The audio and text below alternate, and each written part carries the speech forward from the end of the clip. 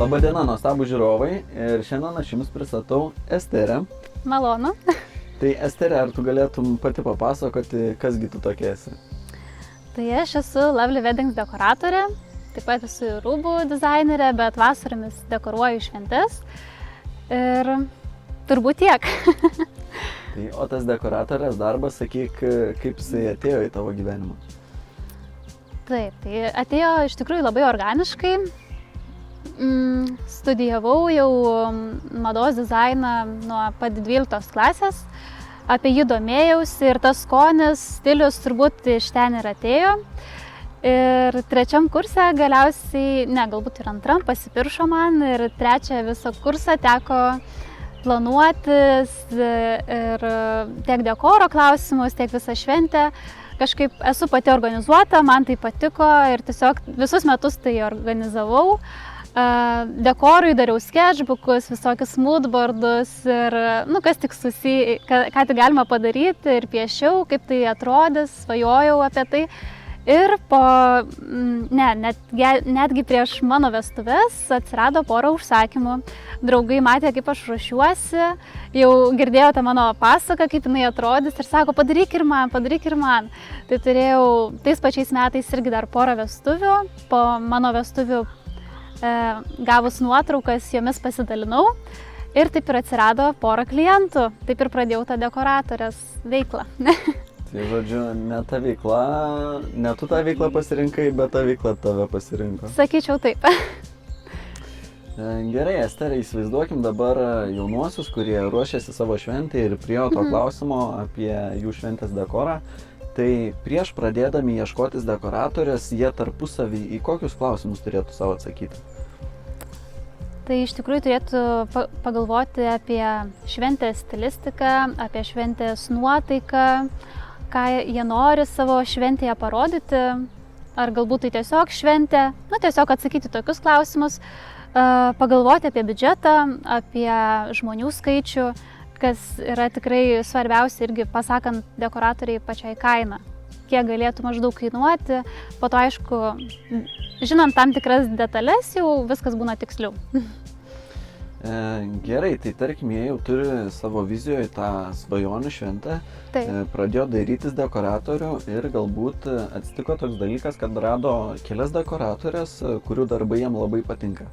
Ar tu galėtum duoti kažkokį patarimą, į ką galbūt atkreipti dėmesį, kaip išsirinkti tą dekoratorių, kuri yra tikrai skirta jiems? Taip, tai manyčiau svarbiausia tuomet būtų susitikti ir pabendrauti. Nes pabendraujant matome, ar susikalbam, ar, kaip sakoma, auros sutampa, ar tas žmogus tave pajaučia. Ir tuomet, jeigu pajaučia dekoratorė jūs, tai jinai tikrai išpildys jūsų lūkesčius ir pats bendravimas, planavimas bus labai, labai nuostabus.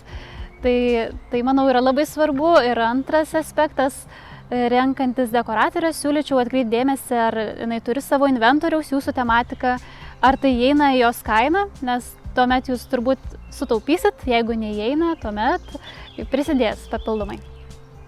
Taip. Žinai, mes esam šiandien šventėje, kurią tu dekoruoji, o aš būsiu vedėjas šitos šventės. Ir kai man jaunieji atsiuntė namų darbus, kuriuose buvo parašyta, kas bus dekoratorė ir panašiai, o žiūriu Esterę. Ir mes su ja buvom susitikę ir mes su jaunaisiais kalbėjom. Sakau, geras, pažįstama dekoratorė, labai faina, mela, jo sako, ten tas susitikimas nuostabus su ja buvo. Tai turbūt tas tikrai daug lemia tas pats žmogus, ar ne, o ne vien jo darbas. Tikrai taip, manau, pats žmogus irgi skleidžia tam tikrą energiją ir tam tikrą jausmą ir galbūt ir ta šventė daug jausmingesnė, jaukesnė. Negaliu pasakyti, kad tikrai taip, bet galbūt. Gerai, o dabar sakyk, jeigu jaunieji rado dekoratorę, kuris skleidžia labai gerą jausmą, bet jie nori šventės, kuri būtų visiškai kitokios stilistikos, negu ta dekoratorė yra įpratusi dirbti. Tai ar ta dekoratorė gali sukurti visiškai kitos stilistikos šventę, ar vis tik ji yra maždaug savo rėmuose? Manau, viskas čia derybų klausime, tiesiog reikėtų pabendrauti, turėtų dekoratoriai išklausyti jūsų viziją ir jeigu jums tikrai patinka dekoratorė, tai manau tikrai jinai papuoštų. Ir kurti kažką naujo, manau, kiekvienam dekoratoriui yra fainai. Na bent tai visiškai prieštarauja su jo gyvensena filosofija. Taip, tai turbūt kiekvienam kūrėjui tie iššūkiai yra įdomus dalykas, tai kas veža mus. Bet sakyk, ar pasitaiko tokių situacijų, kad jaunieji kreipiasi į tave su kažkokiom tais kosminėm idėjom, sako, mes norim, kad mūsų šventė būtų ne tik pasakiška, bet ir vyktų danguje kažkur. Ir tu sakai, atleiskit, bet šito tai jau tikrai neįgyvendinsiu. Ar pasitaiko tokių dalykų? Aš iš tikrųjų esu už tai, kad viskas įmanoma. Ir pati dažniausiai siūlau tokias idėjas, kur jaunieji, galvoja, kas čia bus. Nes, iš tikrųjų retai pasitaiko tokių genialių idėjų, kas būtų neįmanoma.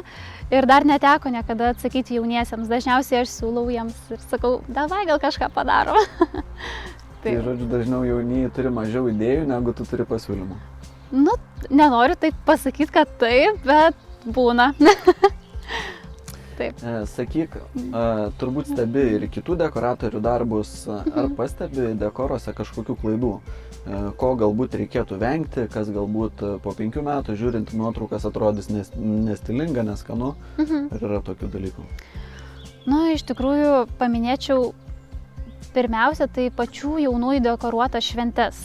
Nes nežinau, ar jos būna tiesiog net galima sakyti, kad dekoruotos, bet ar verta jas dekoruoti, po to pervargant ir ta šventė jau tampa tokia sunki. Pasiūlyčiau jauniesiems įsivertinti savo jėgas, savo kūrybiškumą ir galbūt tiesiog pasiimti, kad ir net geriausia draugė, jai perduoti darbelius ten kažkokiai pigiai dekoratoriai, bet jau jums vis tiek nukris našta, nereikės tiek daug rūpintis ir tiek būtų iš tokios pusės. O kalbant apie kažkokias klaidas, tai manau, kad tikrai jau atgyvenę yra popierinės visokios servetėlės, raudonikas spinais raudonom servetėlėm, čia mūsų tėvų vestuvės. Ir tikrai apvilktos kėdės ir martini vazos taip pat, tikrai sakau ne. Tikrai, šiomis dienomis dar būna, bet siūlyčiau to atsisakyti. Ir kas turbūt jau išeina iš mados, tai bent jau šventės pradžioje, tai yra gėrimai ant stalų, ar ne? Taip. Tai išeina iš mados, dažnai tai būna, kalbama apie praktiškumą, kad to norėtųsi, bet taip, norisi dažniausiai jau ir jauniesiems gražaus stalo, gražios šventės, o tą gėrimą taigi pasiims ant švediško stalo. Jo, ir kalbant dar apie tuos finansinius dalykus, tai jaunieji turbūt dėl tų finansinių galimybių kartais renkasi patys dekoruoti tą savo šventę. Ir aišku, kad profesionalas geriau išmano savo darbą, bet turbūt yra ir tokių galimybių, net jeigu neturintų biudžetų, paieškoti kažkokio galbūt pradedančio dekoratoriaus, kuris ar ne už kažkokią pakankamai simbolinę kainą sutiktų tą šventę padekoruoti ir kuri atrodytų tikrai daug geriau negu darant patiems. Taip, tikrai taip. Taip, ir sakyk, kokie yra pagrindiniai elementai, kas šventėse sukuria daugiausiai malonios atmosferos, į ką labiausiai verta būtų sutelkti savo dėmesį? Aš visada esu už natūralumą, gyvumą, tai siūlyčiau bent jau keletą tų gėlyčių, kad jas būtų gyvos, o ne dirbtinės, nes tuomet ir dirbtinė šventė atrodo. Taip pat žvakės sukuria tokį jaukumą. Lemputės visada labai patinka, viskas priklauso nuo stilistikos, iš tikrųjų, jeigu tai yra prabangesnė, tai šventė tai nereikėtų jau tų lempučių, kažką kitokio sugalvoti, bet aš visada už tas tokias jaukias idėjas, nes šventėje tuomet jaukiau, šilčiau netgi. Jo.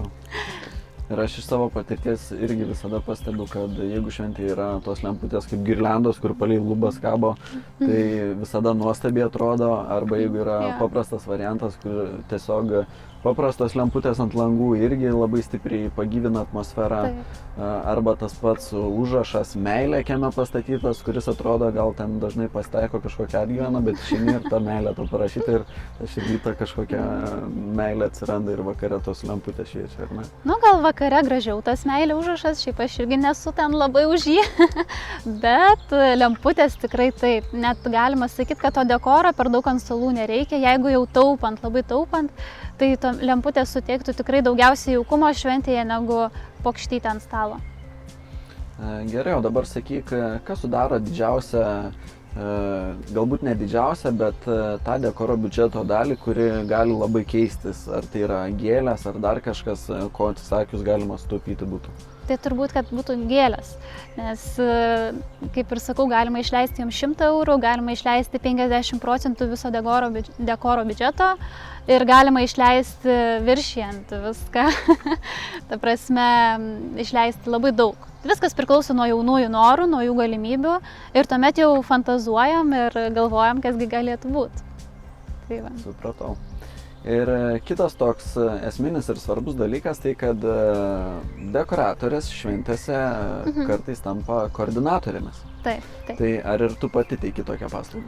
Taip, iš tikrųjų teikiu tokią paslaugą, viskas kažkaip gimė organiškai, kai susibendrauju su jaunaisiais ir atsiranda tarpusavio pasitikėjimas, jie sako, norim, kad tu dekoruotų mūsų šventę. Ir kažkaip taip ir pradėjau dekoruoti koordinuoti iš tikrųjų šventes. Ir jo, taip.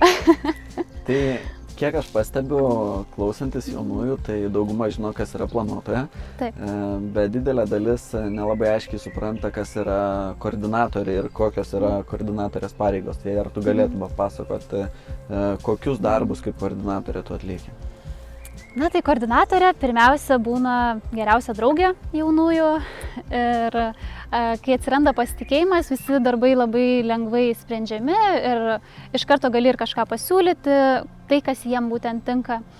Antra, tai visus prieš savaitę ar tenai prieš keletą dienų perėmė visus tiekėjų telefonus, rekvizitus visus, tam, kad galėtum tiesiog susisiekti kaip koordinatorė, pažiūrėti, ar visi atvyks, ar nieko netrūksta, gal kažką papildomai užsakyti, gal kažką pakeisti. Ir tai jau sprendžia koordinatorė, jau tuomet nereikia pergyventi jauniesiems, kasgi kaip bus. Tuomet ceremonijos metu atsakinėja koordinatoriai į svečių klausimus, juos nukreipia kur kaip kas. Jeigu reikia, pasirūpina ir šampano staliuku.